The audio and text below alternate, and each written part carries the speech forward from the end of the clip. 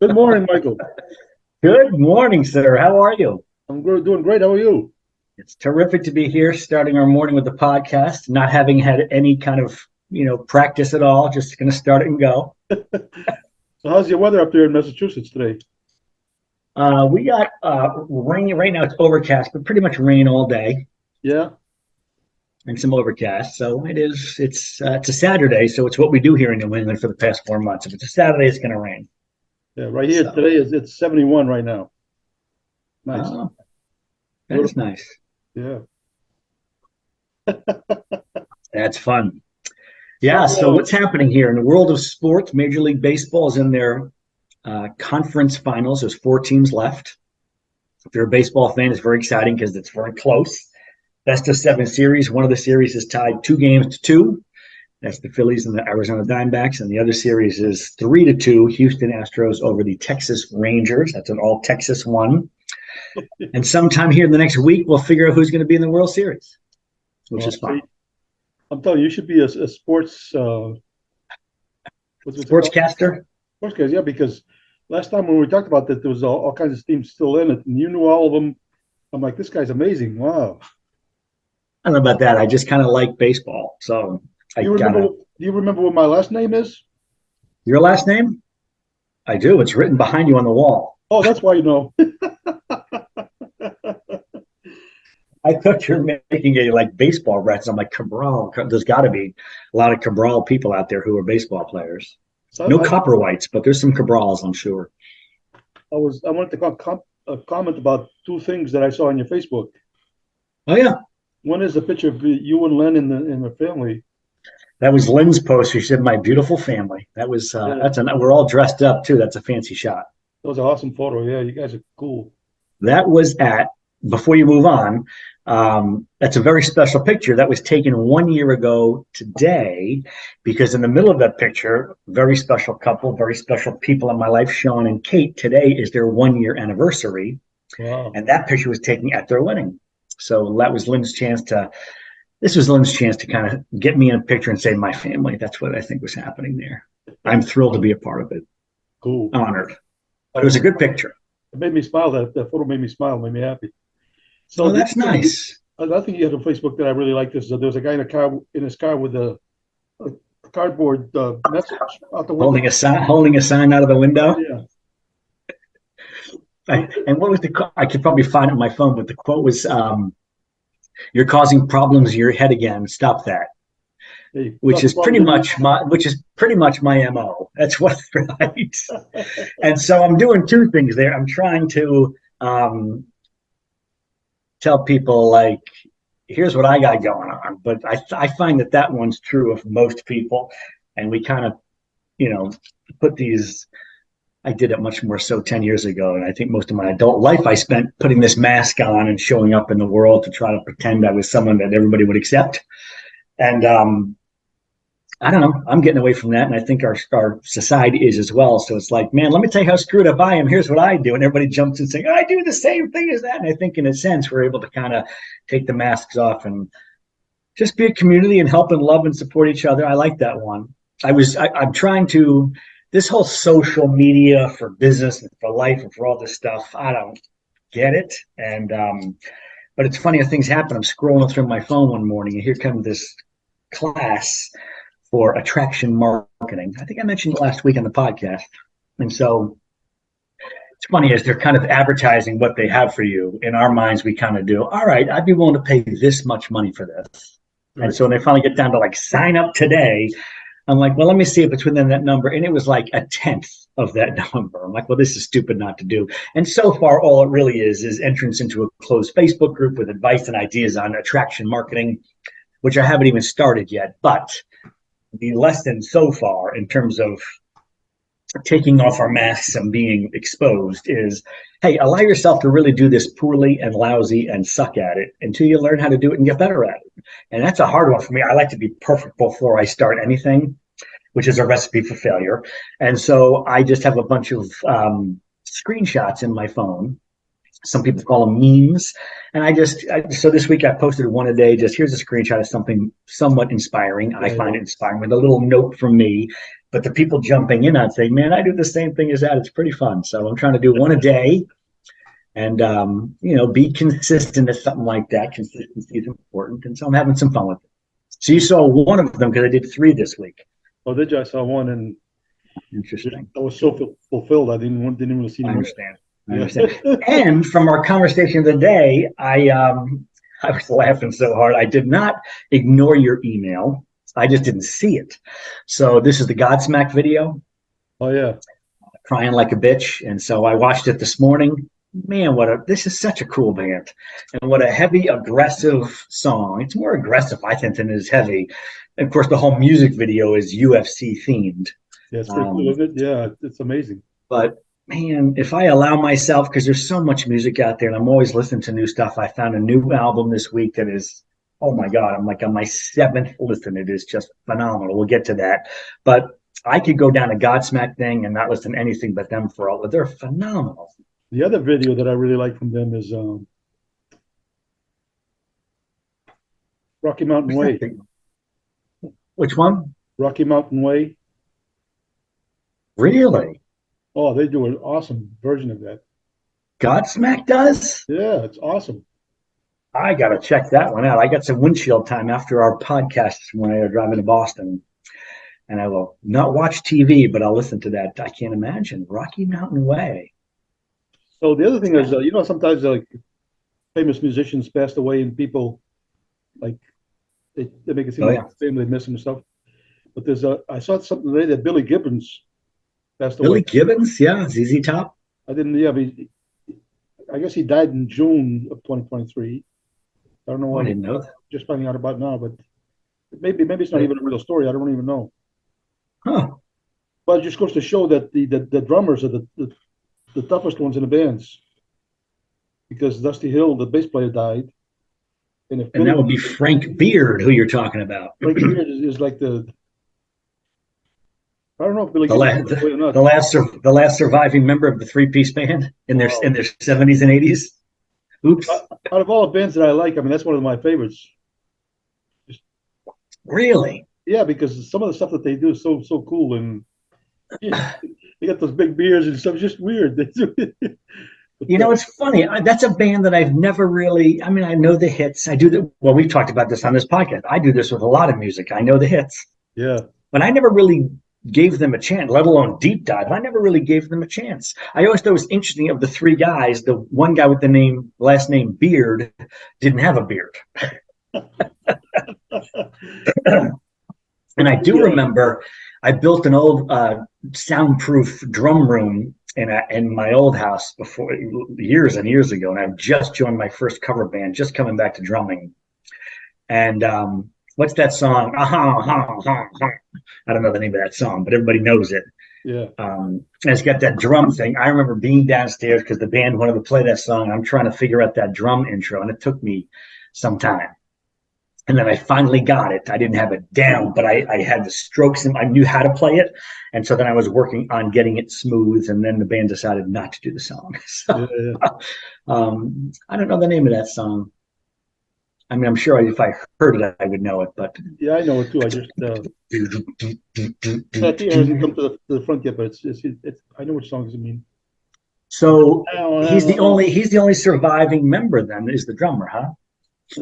If this is real, I don't know if that's true or not that he passed away. It just, why would it pass away, die in June, and we just find out about it now? I don't understand. One of my favorite quotes, Abe Lincoln said, "Don't believe everything you read on the internet." Abraham Lincoln knew that stuff. I know. Oh boy, that's awesome. I was seeing some clip. This is just funny. So I've been listening. I can't believe I listened to this. This is the first band I ever saw in concert. I grew up in New York. The town I grew up in on Long Island had a train station in our town, which is the end of the line. The other end of the line from my town, Port Washington, was Penn Station in New York City, Manhattan. And my dad would take the train in and walk up to work. He worked for New York Telephone Company. So he had like a 6 or 8 block walk. But above Penn Station in Manhattan, Midtown, is Madison Square Garden, where the New York Knickerbockers play basketball, but also a really big concert venue. Zeppelin played there in the 70s. So the very first concert I went to, we had this, I don't know how we did this in Long Island, but we had a big Southern rock thing going on. And Leonard Skinner and Molly Oh yeah, yeah. Hatchet. Man, we Oh love yeah. Molly Hatchet. Molly Hatchet. They used to play in New England. Oh, yeah. I think I So saw. Molly Hatchet was warming up for the Outlaws, which was a huge band that I didn't really know. And we went into Madison Square Garden on the train to my first concert to see Molly Hatchet warm up for the Outlaws. We were there for the warm up band. And so I don't know why this happened, but on Friday mornings, actually yesterday was the last Friday I need to do this. I have a sales meeting for work way down in Bridgewater. It's like an hour and 10 minutes from my house. And it starts at 8:30, but I get there for 8. So I'm usually in the car by like 7 o'clock, 7:02. I'm out of here on a Friday morning. And I thought, I listen to a lot of podcasts, but I thought, let me crank some music up on my Friday drives down to Bridgewater and let me listen to some music that I grew up with. And so I keep going back to the first Molly Hatchet album, and the Leonard Skinner double live album called One More from the Road, which is a great, I mean, I know, and we all have albums we grew up with. It's like I know every breath of everything on these albums, and just to crank it up. So I was cranking up Molly Hatchet yesterday and Leonard Skinner on the way down to my meeting, and I came across this note that said, of course, I became a Beatles fan during the quarantine, and it said Molly Hatchet. So yes, to our listeners and viewers, they're still out there. I gotta believe there's no original member. Molly Hatchet is making an announcement. Currently, they're going into Abbey Road Studios to record their next album. Like, wow. Okay, Molly Hatchet. Yeah, so, Billy Gibbons is supposedly 73 years old. See, that's not old anymore to me. Some of the stuff that he did on a guitar, like he played these chords, but he didn't play it the way that people play the chords. It was like weird.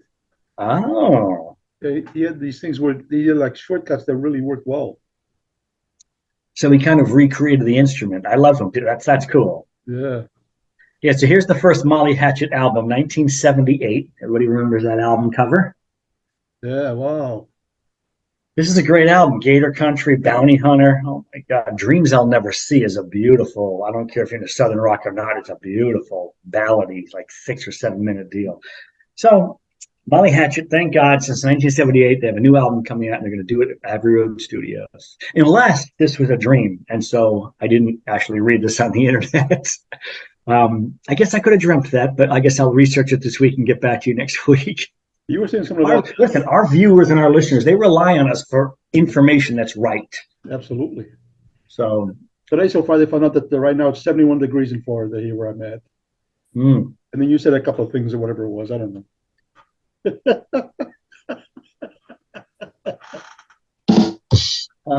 Oh boy! That's like the one that says my wife has 2 big complaints about me, and you know, the first one is I don't listen, and the second one is something else. I don't know. That's awesome. Oh my goodness! So you were saying something about every breath you take or something. I don't know, something like that. You said something. Every breath you take. So you know, I'm upset with Sting for breaking up the Police. 2023, I still don't like Sting. Yeah, that one stung. That one stung. That one stung. Stung, yeah. I said sting, but it's stung or whatever. Stung, swing, swung. That's a good album. Oh my goodness, yeah, the Police, they were tremendous. So you sent me a text on the phone with that video of you playing with the. So yeah, so that started. Go ahead. Did you see it? I can't because on my phone it's on some kind of thing that I couldn't get to with the phone. I don't know what it is. So this is funny. I'd forgotten about Nate Ramos band. We're down in my basement rehearsing for one of the many gigs. We've had a couple of good ones recently. This is really cool. We hang out with these young guys and playing very different music for me, which I love. And I just think the more genres I play, the better I am as a drummer. Yeah. And so speaking of social media, Nate Ramos is the king of this. And he's like, we need a video to promote the next gig. And he wants to do it outside. So we're down in my music studio. We're going up and out of the bulkhead. And right next door, I'm looking at it right now, is a building with a white concrete block wall. So we just line up there. I literally carry up. I have a little side snare. It's a 10-inch snare. And my hi-hat. 2 hands. I go up the step, put them down. I got no bass drum. I got nothing. Well, I got these 2 things and sticks. And these two guys, AJ and Nate,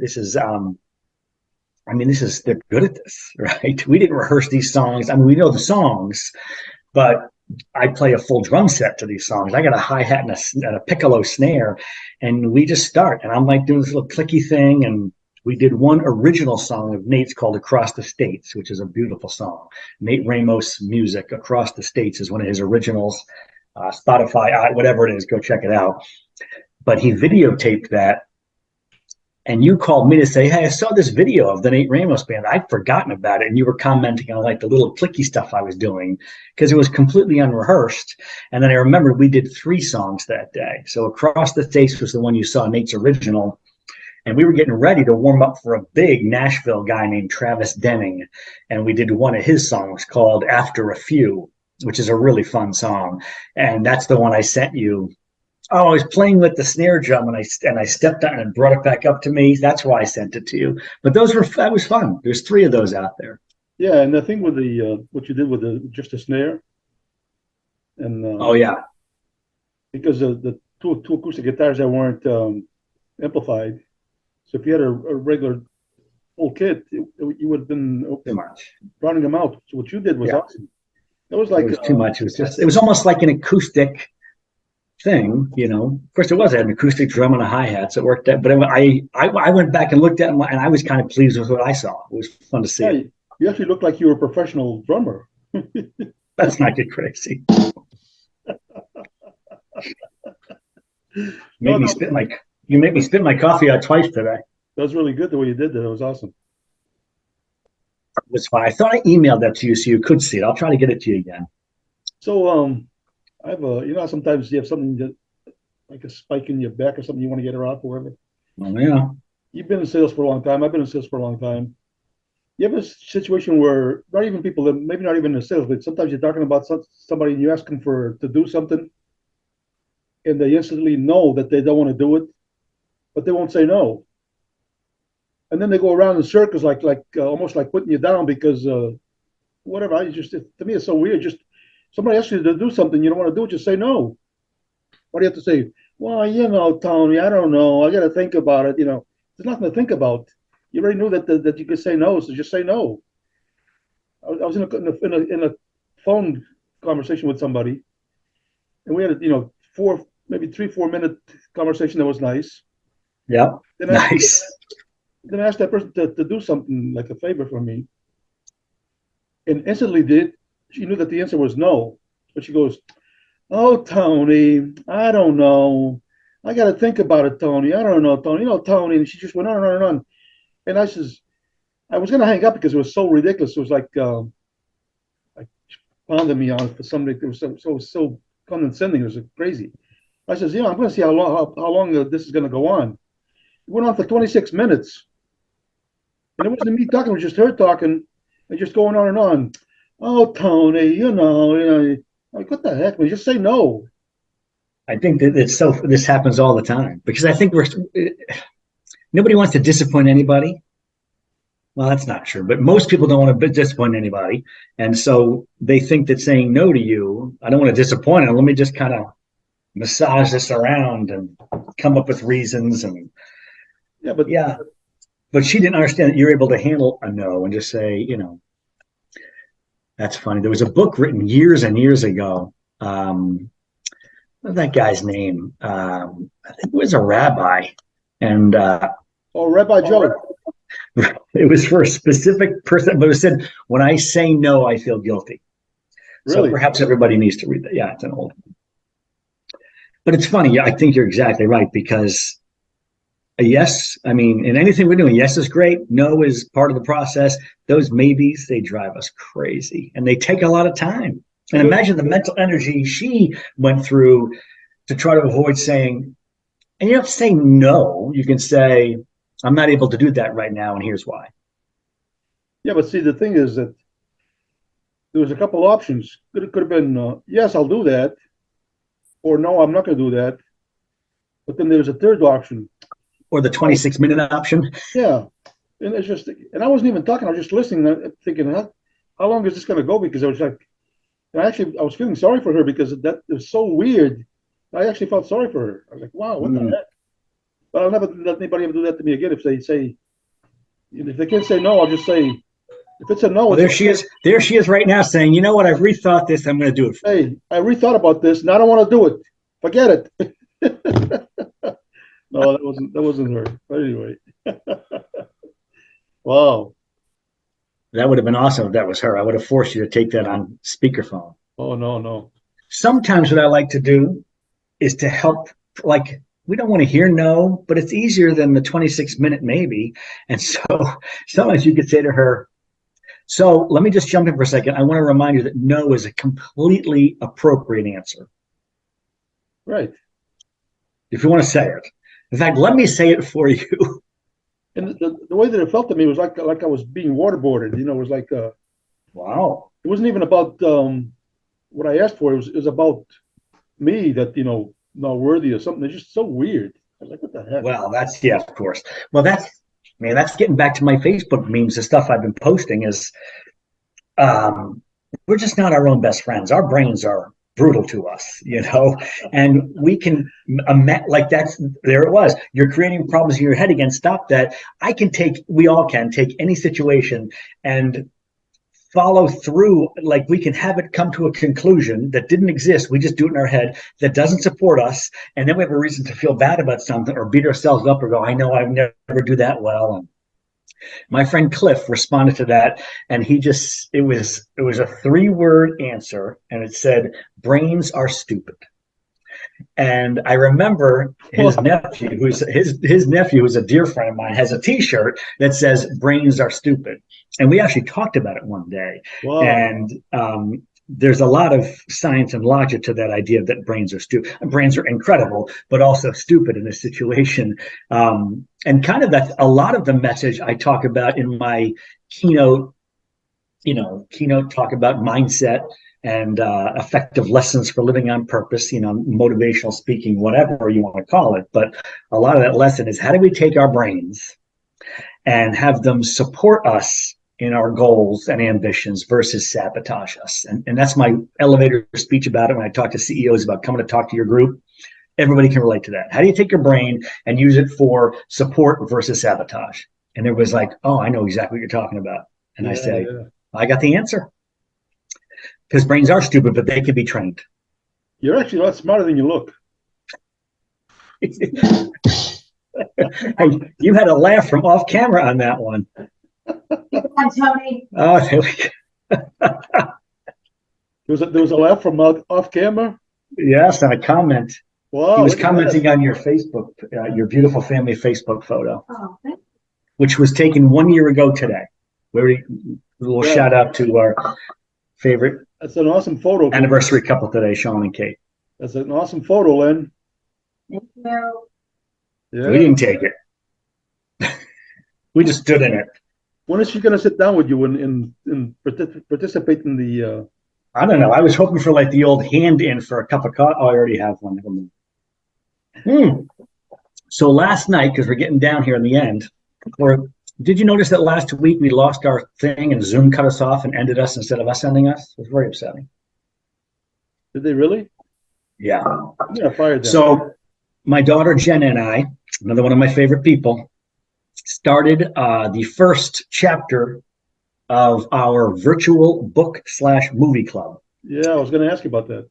So we finished last night. So The Shining was the book. And I'm pretty impressed with myself. I read this thing in probably 3 weeks or a little less. Like, I'm not a fast reader. I love to read. I get intimidated by books that are, like this or like this. But because I had her kind of accountability, excuse me, finished the book. We both finished the book on Thursday, Wednesday or Thursday this week. And then last night we watched the movie together separately. So I watched The Shining last night. I hadn't seen that thing in, I don't know how many decades, 30 years. And she had never seen it, I was surprised by, because I thought most people had seen this movie. And the whole time we're reading the book, I was saying to her, I'm really looking forward to the movie, because I don't remember the movie following this book at all now that I'm reading the book the first time. And so as I look back now, having just finished the book and seen the movie last night, it really followed the book a lot more than I thought. through the process until the end, because there were some huge differences in the movie from the original book. And Stephen King is very well publicly noted as hating the movie. And what Stanley Kubrick did as the director. So the first part about the movie that surprised me, that this was done in 1980, which feels like, well, that's 20 years ago. That's 43 years ago. So the movie's 43 years old. So the first thing you see is this very young, I was surprised, handsome Jack Nicholson, who was like 42 or 3 at the time of the filming. And anyway, the end of the movie is huge. Everybody can, if they've seen it, remember it, but a huge departure from what happened in the book. And the two things there's a couple of follow-ups. I went to YouTube last night saying, what did the end of this movie even mean? Because they scroll into this old picture at the hotel that was 60 years earlier, and Jack Nicholson's in that. And it was like, what is going on with this mystery? But apparently Stanley Kubrick, what's her name? The woman, oh my gosh, how can I not remember her? Main character, Shelley Duvall. He apparently was awful to her on purpose during the movie filming because he wanted to keep her exhausted, tired, not comfortable. So it would come through like her fright in it was amazing. Wow. But she was basically abused through the filming of this, and that was his plan the whole time. The other thing I thought was interesting was little 8-year-old Danny. He was causing, he didn't know this was a horror movie he was in until years later. And when you watch the movie, a lot of the cuts between what his acting is and what's in there, I could see like this was not scary for him at all. The way I thought that was pretty fascinating. So anyway, I went on a little longer than I wanted to, but we finished our first. It was a ton of fun. We've got our next one already picked out, and we're having fun with this. Read a book together, watch a movie together, all separately. Remember last time we talked about books, I told you I was reading this book. Oh, yeah. I'm done with that one, but now I'm reading this one. This is really good. Oh, I've read that one. That's Gary Keller Williams. Yeah. That's a cool book. There was one main theme in that I remember really liking. That's not an easy book to find. I went to try to buy that. I mean, I have a lot of books, but occasionally I'll be like, I need to own that one in my library. And that was hard to find at a reasonable price. I remember at the time. But I'd like to go back and reread that. I'm actually headed to the library this morning after our podcast, which ends in 1 minute and 3 seconds, apparently. So the software that I used to put the podcast together, You edit, yeah. it disappeared. That doesn't exist anymore. So now I'm trying to find. I've already gone through 3 different ones. Wow. But the intro I used to put in the podcast of the music. Yeah. At the beginning and at the intro. I can't do it. It's on there. I put it on there, but then somehow when it gets on YouTube, it's not there. Like, what the heck? That's going to be a problem for us because most of my friends who are viewers say their favorite part of the podcast is that intro and outro music. Yeah, which I would actually want to do one episode with just the music, the intro and the outro, with no us in the middle. That'd be thousands and thousands of views right there. There's the secret. We'd have a lot of views. So what are you doing today? I'm heading to the library to grab a book. Yeah. And I have a work appointment in towards Boston and a Zoom to be on. And then I got